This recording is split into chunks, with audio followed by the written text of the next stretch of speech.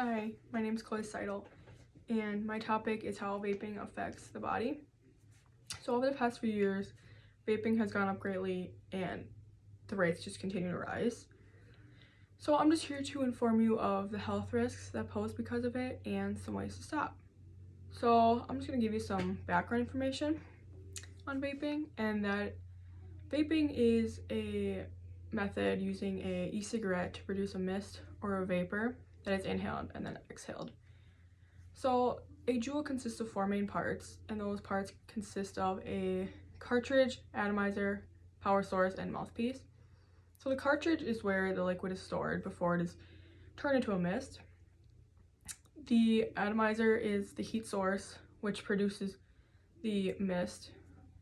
And a power source, because this is an electronic cigarette, it needs to be charged.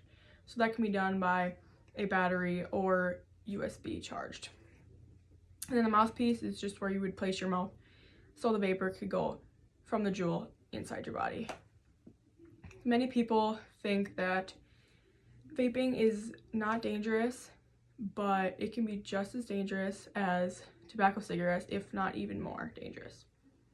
So many people prefer to use vaping over tobacco just because it is more convenient. You don't have to step outside to smoke. You can do it inside or outside. You don't have to carry a light around, and it is small, so it is easy to hide. And another thing is that they have different flavorings to them, which they can range from a variety of flavors, which also makes it more popular among people. So many studies have shown that young adults don't even realize that they are ingesting nicotine, and they just assume that it's the flavoring because it just seems that way. So along with that also comes effects. So the effects range from short-term to long-term. So some short-term effects can result in coughing, difficulty breathing, nausea, vomiting, fever, and those are just some of them. The long-term effects can be popcorn lung or bronchiolitis obliterans, and that is resulted after years of continuously vaping. Severe lung damage can result as well, and so can seizures, nicotine dependence, an increased risk of heart attacks and strokes, and much more.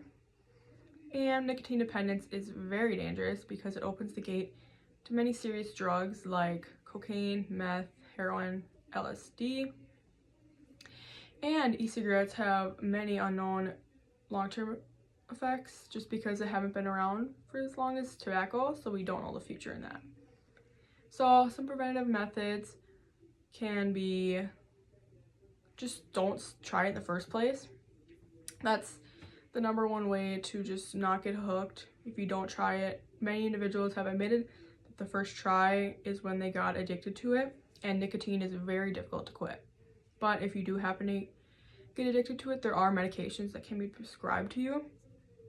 So an over-the-counter prescription can be nicotine replacement therapy, or RPT, and that is a patch that's applied to the skin and releases a steady flow of nicotine in the bloodstream. Because when you vape, spikes happen. So when you vape, a spike occurs, and that's when it goes down, your body wants to vape again. So it's because it's low. And then you vape again, and then you feel happy. But with the steady flow, it's just no need to vape at all. And another way is gum or lozenges. That also just reduces the craving to vape because it takes your mind off of it. And gum can also be chewed while on medication, so that's just a plus. But your doctor can also prescribe you medications if the over-the-counter ones are not working for you. And of course, these are stronger and more effective than the over-the-counter ones. So thank you for listening to me. That's all I have for you today about effects of vaping. So thank you.